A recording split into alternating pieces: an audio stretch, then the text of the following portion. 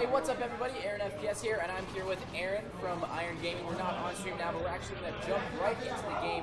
We're playing some Domination on Octane, and this is going to be a pretty sweet matchup. So, I know they actually asked me to come on stream and talk about Iron Gaming, so at the beginning of this match, it'll make sense to actually talk about that. Not too much going to be happening that much, right? At this moment. So you're also going to be teaching me, because I watch this stuff every now and then. I was at UMG Philly. We got a little bit of tips from both Gandhi and Golden Boy, but I'm still not actually picking up like exactly what all is going on in each of these matches, especially where the waypoints are, where people are taking and holding points. Exactly. And then what is exactly important in Domination. Yeah, so in Domination, really what you're going to have to do is most teams will go for the C and the B flag, or the A and the B flag. They'll try to get those. Just to, number one, because it controls the spawns really well, to the point where, I mean, you can get good map control, you can get the kills, you can tell where they're spawning and stuff like that. And, I mean, once they're able to hold those 2 points, it's really, really crucial that they hold at least the C and the B, because once they go for, like, let's say the A and the C, they'll start to get sporadic spawns all over the map, and it's not really fun at all. So as far as Domination goes, usually you'll see the teams, they'll go for the either B or the C or the A or the B. Gotcha. So essentially they're controlling the midpoint in the corner. Yeah, exactly. So they're, like I said, I mean, just to make sure that the spawns are not going all over the place, and they can tell where they're going to spawn, or around where they're going to spawn. And so in this one we have UC playing. What is our other team? It's going to be Upper Class versus Karizma. So UC is going to be Upper Class, obviously, and then Karizma is going to be with Drank E-Girls. Hit me up. Actually casted them over them for the first time here. So right now we have 2 minutes 42 seconds left. 40 seconds, 41 points against 27 in favor of this UC squad. So what they're doing right here is actually it's on the opposite team.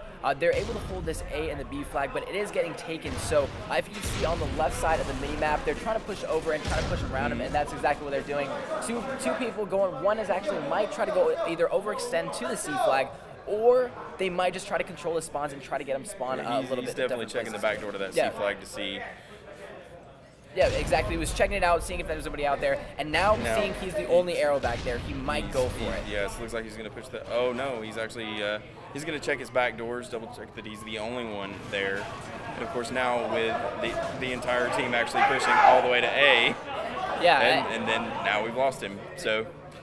That's exactly what they try to do. I mean, sometimes they'll rush into their spawn knowing that they're going to switch the spawns, and then they'll go for the different flags depending on where the rest of their team are. And now you can see they have the A and the B flag. So the C flag. So essentially we just did a side flip. Yeah, basically. I mean, once somebody, tries to overextend like he did, he went over the C flag. They kind of switched roles, so they still stayed and maintained that B flag, which is a good thing for them, but they just kind of essentially switched the C and the A flag. So it was really good plays by them, seeing that they were able to keep that B flag, but it's actually getting contested right now. So, and then the other question I have is we keep popping up these numbers on the minimap. What do the numbers mean on the minimap? The minimap where? The A, B. So you'll actually see numbers pop up every now and then. So I keep noticing like you're going to get this corner down here is 1, you got another 2, and then you got points 3 and 4. Does that actually denote anything special? Oh, no, those are, okay, so 1, 2, 3, 4, it depends. These are the 4 camera angles, so, I mean, I can go to different camera angles. Usually don't see it just because, exactly right here. Gotcha. That's what you're saying. So, I mean, it goes to different camera angles. I can click, if I was to click, let's see, up, you would get a position of C. If I was to click down, you would see B. You would get a pretty good view of that. 2 would get a view of A, and then you would also get a view of the middle of the map. So, usually you don't see a lot of people using that just because they try to keep the action, casters, they try to keep the action on one specific player instead of going all over the place. And it's kind of hard to tell where theirs are going to be. So 22 seconds left, 76 to 67. It looks like a closer match. Usually on the other ones that I've actually casted over, it was a lot. There was like a lot of big deficits, 20, 30, and there was one. It was even like a 50-point deficit. It wasn't looking good for them. And now we're coming out of these last seconds, and we're only 10 points apart. Yeah, exactly. 10 points is definitely. They can definitely come back from it. It's not going to be hard as long as we saw throughout this entire first match, UC was able to keep the A and the B flag. All they have to do on this Karizma side is go in, make sure to try to maintain that B flag, and people going crazy in the background. But the game is over, so I don't understand why they're doing that. But anyway, like I said, it's not going to be too hard for them to come back from this. They just got to make sure, like I said, to try to maintain that defense. Okay. High fives from everybody, and actually it looks like Is that Valen? Yeah, it is Valen, giving everybody high fives. But yeah, so let's see. We're going into the second side of domination, and we're just going to wait for it to start up here. So what they did right, Karizma, I mean, they like we said, we saw on the score, both teams really close. And, I mean, we've said it a couple times, they just have to maintain that B flag, and that B flag is going to be one of the most crucial, number one, for map position, as well as being able to take the points.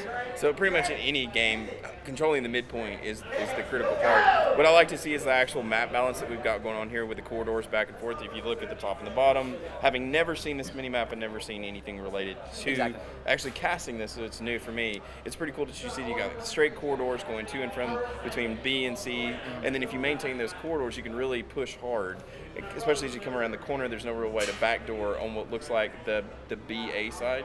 So can you actually make it around that back corridor? If there were to go so you're cutting through here, and then yes, so there is a back door in there. There's definitely a lot of different ways to get there, and I mean, you usually see a lot of teams will either, when they try to overextend to the other flag, they'll try to go around just where everything is happening, because a lot of people will try to have their engagements towards the middle of the map. So if one person, they usually just send one just so they're a little bit more sneaky, and they just send one person either around all the way from the left side around the spawn, or also like through the diner, and try to be as sneaky as possible to overextend to that point. So let's just go and start off. We're going to start off on, let's just go with Karizma, just because we know they're going to have to come off the spawn really fast here. And one of the biggest points that I like to make on this map is that if you look at comparison from C to B and where A and B is, C and the B is a little bit further. I don't know, you can kind of see it. It's not like exactly, it's just a little bit further, in my opinion, just playing it. For some reason, the spawns are all the way back, like in this corner, in the back C corner, and it's going to be a lot harder for them to get to the B flag, as opposed to where the A spawns are. They're usually back here, either right here or a little bit closer to that B flag. So they're going to get pretty hype on stage right now. I mean, it's nothing that we're not used to seeing getting into the bracket play, first rounds of bracket play, and getting even closer to the finals. So. Gotcha. So we almost saw Team Karizma cap all three flags. So what happens if you do that? Is it anything special? No. Well, when they take, so when you have one flag, you get 1 point every 5 seconds. So if you have two flags, you get 2 points every 5 seconds. If you get 3 flags, you get 3 points every 5 seconds. But the thing about that is you need complete communication when that happens, because when you have the A and B, let's just say you have the C and the B flag. Once that happens, everybody, if they have the A flag, everybody will spawn in this general direction in the back where A would be. Once you take all 3 flags, why I said you need communication is because people are going to spawn everywhere all on over the map. place. Okay. And that's the bad thing about a triple cap. But then again, you do get a lot of points, and that's something that's gonna. I mean, you can see. So when looking at like strategy here, it's best just to hold 2 points and to hold them solid. Exactly, because if you like right here, we're actually going to switch on over to the Karizma side. They're doing a really good job. Once they hold that C and B, you can see these red arrows are going to spawn back in this area or back here, you can see, and that's all they have to do. So if they have the C and the B flag, all they have to do is stay in this area and watch back here. Because you see, this guy's gonna spawn right here as soon as they kill somebody. But the thing is, right here, we overextended for that triple cap, and that's gonna make them spawn around, and that's what's gonna make them. So we're essentially gonna flip sides again because they've overextended to the bottom towards A instead of actually trying to cover the bases with C and B. Exactly. So the spawn points are there's like an imaginary line almost. So if you have the C and the B flag, and their spawn will be back in that A area, and once you pass like a certain point, it's a really fine line. The spawns will actually flip, and that's what kind of neutral, or that kind of makes them go in for that C flag.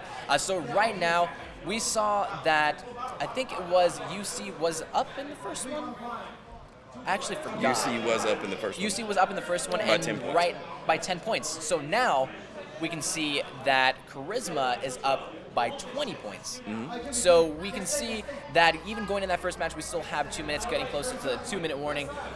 We can see that they're doing a pretty good job. If they're able to hold this same kind of map position, these 2 flags, then they're going to take this entire match. And that's something that we were talking about, is that 10 points is absolutely nothing compared to like if they were up by like 30 points. 40 points, whatever it may be. Number one, it's not as many points. And number two, usually when there's like 30, 40 points, the team gets a little bit discouraged seeing that they have to come back by so much. So that's something that we're going to see here with the time going down. We're going to see which team, which team wants it more in this bracket play. And this, as actually I didn't point it out at the beginning, this is the losers bracket. So whoever loses this one is going to be out of the game. And so the other thing I'm not seeing is you're not really getting points for kills. Is that true or false? No, you only get points for the flag capture. holds. Yes, Okay. exactly. So that's also a lot of things that you can kind of make like each of the points that we talk about in these games, which is pretty cool. But see, kills don't count as points, but kills are going to be the difference between you taking the flag or you defending that flag, which ultimately is going to lead you to gaining points. So correct. Kills, the KD ratio doesn't really necessarily mean anything, but you being able to make those kills, that gets them and enables them to go for the flag captures It's or map defending control. the flag. Exactly. It's all about map control and domination. Domination is, really in all the game modes, it's map control. Being able to control where they spawn, know where they're going to spawn, and that's really going to be one of the crucial parts in really any game mode. Domination especially, just because it's a respawn game mode, so you're going to keep respawning. And Search and Destroy, not as crucial as far as map control goes, but I mean, going here, 17 seconds left. It looks like We're 77, 15 62. points apart. So the last couple seconds, now we're up to 17. This is the farthest these two teams have actually been apart. Now we're to 20. Exactly. But look what's happening. C, B, and A flag are all going to be in favor of here. And now there you go.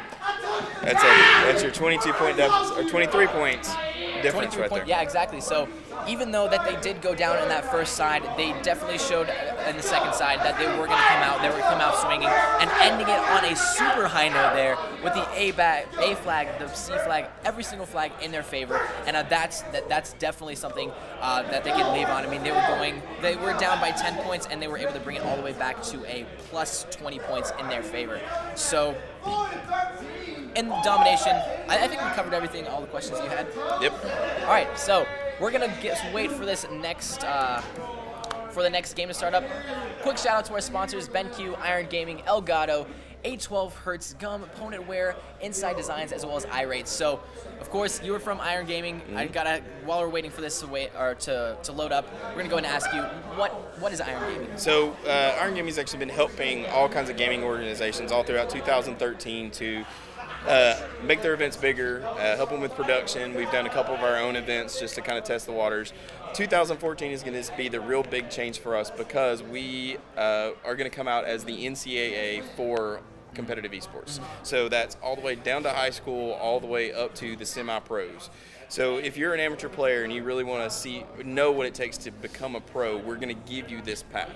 We work in seasons, so every 3 months is a season. You actually come in, you pay for your membership, which is like getting a USGA golf card or just your participation in anything. That membership lasts for a year. It gets you your ability to participate in tournaments, and it gets you your ability to keep a score. So whenever you come to a Gamer Nation event and you want to participate and get your Iron Gamer score built, all you got to do is have a membership, and then we track that stuff in the background. So it's not anything you as a player have to do. But the cool part about all this is that once you reach a high enough score, so our score ranges from 0 to 5,000. Once you reach 4,000, we start evaluating when you're going to graduate. Oh, okay. When you graduate, it's one of the coolest things in esports. We send you to a UMG, we send you to an LCS if you're playing League of Legends, or we send you to MLG. And we work with those partners to get you into those events. And we're not talking into pool play, into the big games. So once you've actually gone through the process and you've vetted yourself, you've gone up against other amateurs, and you've proven that you're better than everybody else, we send you on to the pros. So this is the first time you're actually going to get farm leagues and farm teams. What this means for other players, let's say that you're not the best player. It means you're going to play against people who are always your skill level at tournaments. You're going to play against people who are in your age bracket or in your general category. So if you're in high school, you're going to play against other high schoolers. If you're in colleges, you're going to play against other college teams, and we'll have our own college circuit. So you'll have college teams versus college teams. There'll be one day, one night events that happen around football games or around basketball games as we go throughout the year. But the big thing is that they're all the same event. So if you're in a high school